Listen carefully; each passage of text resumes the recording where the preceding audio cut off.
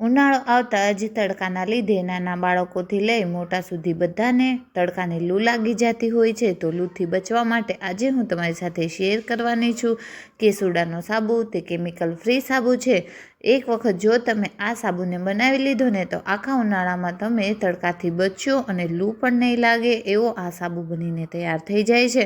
આ સાબુ તમે ઓછા ખર્ચામાં ઘણા બધા સાબુ બનાવીને તૈયાર કરી શકો છો. ઘરે જ સાબુની આખી પ્રોસેસ હું તમને જણાવવાની છું, સમજાવવાની છું, જેનાથી તમે આસાનીથી સાબુ ઘરે જ બનાવી શકશો અને આખા ઉનાળામાં લૂથી બચશો. બાળકોને લૂ વધારે લાગી જતી હોય છે એટલે આ સાબુ ચોક્કસથી તમે બનાવજો અને આખા ઉનાળામાં આ જ સાબુથી નહાજો. તો ચાલો આજનો આ વિડીયો શરૂ કરીએ. તો પહેલાં તો મેં અહીં 500 ગ્રામ જેટલા કેસુડાના ફૂલ લઈ લીધા છે. કેસુડાના ફૂલ અત્યારે માર્કેટમાં આસાનીથી મળી જાય છે. જો તમે ગામડાઓમાં રહેતા હો તો તમારે ક્યાંય લેવાની પણ જરૂર નથી. ગામડાઓમાં જંગલ વિસ્તારોમાં કે ખેતરોમાં આ આસાનીથી મળી જતા હોય છે. હવે ફૂલમાંથી જે કાળું પોષણ છે તેને હટાવી અને બધી જ પાંદડીઓને આપણે અલગ કરી દઈશું. હવે ગ્રાઇન્ડિંગ જારની અંદર થોડા આની અંદર બધી જ પાંદડીઓ નાખી અને આપણે આને એકદમ દરદરું ક્રશ કરી દેવાનું છે. ધ્યાન રાખવાનું છે એકદમ ચટણી જેવી પેસ્ટ નથી કરવાની. આગળ હું તમને જણાવું તે રીતે જે મિક્સર છે તેને ચાલુ બંધ કરીને તમે કરશો એટલે આ રીતનું ક્રશ થશે. જો ડાયરેક્ટ તમે ચાલુ કરી અને ક્રશ કરશો તો આ પાન ક્રશ નહીં થાય, તેનું તમારે ધ્યાન રાખવાનું છે. ઘણી વખત તમને એવું થતું હોય પાંદડીઓ ક્રશ નથી થતી તો તમે ચાલુ બંધ કરી અને મિક્સર ચલાવશો ને એટલે એકદમ આ રીતની દરદરી ક્રશ થઈ જશે. જો તમારે ખાંડી અને દસ્તાથી ખાંડીને પણ તમે આની અંદરથી રસ કાઢી શકો છો. તો અહીં આપણે એલોવેરા લઈ લઈશું. એલોવેરા તો આસાની બધાની ઘરે જ હોય છે તો આસાનીથી મળી જાય છે.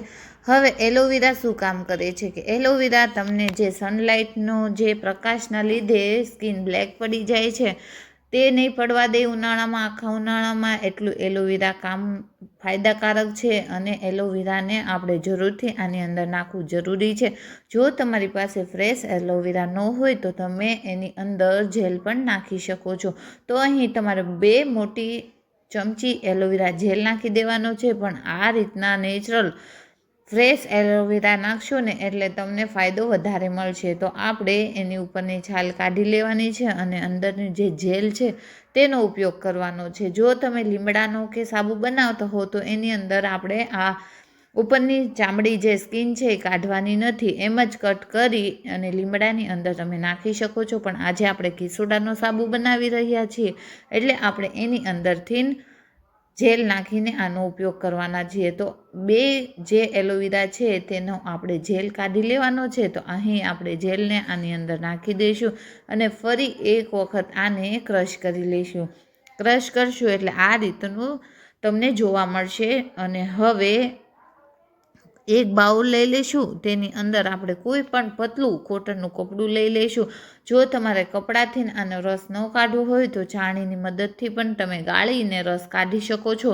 પણ જો તમે કપડાથી કાઢશો ને એટલે આસાનીથી બધો રસ એની અંદર વધારે મહેનત કર્યા વગર જ નીકળી જશે. તો પોટલીને આ રીતે જો હલકી દબાવું છું ને તો પણ રસ આની અંદરથી નીકળી જાય છે.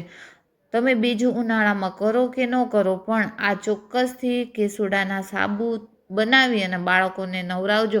જો તમારી ઘરે નાનું બાળક છે તો તમે એને પાણી જ્યારે તમે ઉકાળો છો ત્યારે થોડાક પાણીની અંદર નાખી ઉકાળી ઠંડુ થવા દો અને પછી નવરાવો ને તો પણ બાળકોને લૂ નથી લાગતી. 1 મહિનાથી લઈ અને તમે 2 વર્ષના બાળકોને આ પ્રોસેસથી પણ નવરાવી શકો છો. આપણે રસ કાઢ્યા પછી જે વધ્યું છે તેને સૂકવીને પણ પાવડર બનાવીને પણ ઉપયોગમાં લઈ શકાય છે. તો આને આપણે તડકે સૂકવી દઈશું. હવે જે મિશ્રણ તૈયાર થઈ ગયું છે એની અંદર આપણે નાખવાનું છે અજમેટના ફૂલ. અજમેટના ફૂલ મેન્થોલનું કામ કરે છે એટલે સાબુમાં ઠંડક આપવા માટે આપણે અજમેટના ફૂલ નાખી દેવાના છે. જો તમારે ન નાખવા હોય તો આને સ્કીપ પણ કરી શકો છો. નાના બાળકો માટે બનાવતા હોય તો તમારે નાખવાની જરૂર નથી. અને 5 વર્ષથી મોટી વયના ઉંમરનાને બનાવતા હો તો તમારે આ બધી જ પ્રોસેસ સેમ કરવાની છે.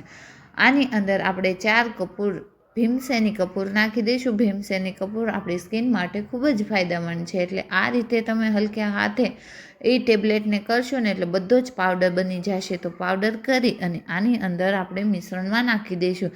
બધી જ વસ્તુને સારી એવી મિક્સ કરી દેવાની છે. મિક્સ થઈ ગયા બાદ એને આપણે સાઈડ ઉપર રાખી અને આપણે આગળની પ્રોસેસ કરીએ. તો અહીં આપણે 500 ગ્રામ જેટલો સાબુ બેઝ લઈ લીધો છે.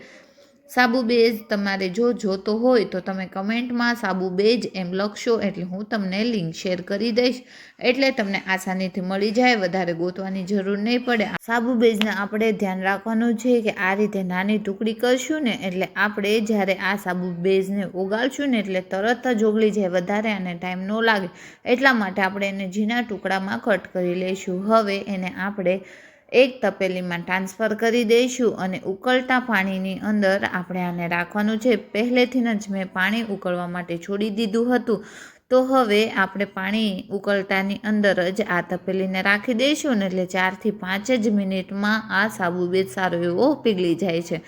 ફ્રેન્ડ્સ, ખાસ વાત એ છે કે જો તમે પહેલી વખત જ મારો વિડીયો જોઈ રહ્યા છો અને હજુ સુધી મારી ચેનલને સબસ્ક્રાઈબ નથી કરી તો પ્લીઝ મારી ચેનલને સબસ્ક્રાઈબ કરી દેજો. વિડીયો સારો લાગે તો એક લાઈક ચોક્કસથી કરજો.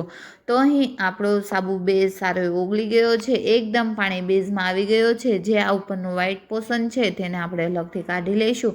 જે મિશ્રણ આપણે બનાવીને તૈયાર કર્યું છે તેને આપણે આની અંદર નાખી દઈશું અને એકદમ સારું એવું મિક્સ કરી દઈશું. તો તમે જોઈ શકો છો કે નેચરલી એટલો સરસ કલર આવી ગયો છે ને તે તમને જોતાં જ એમ લાગે કે બનાવી લઈશું અને ચોક્કસથી તમે આને બનાવીને ટ્રાય કરજો. ખૂબ જ ફાયદો આપશે આ સાબુ.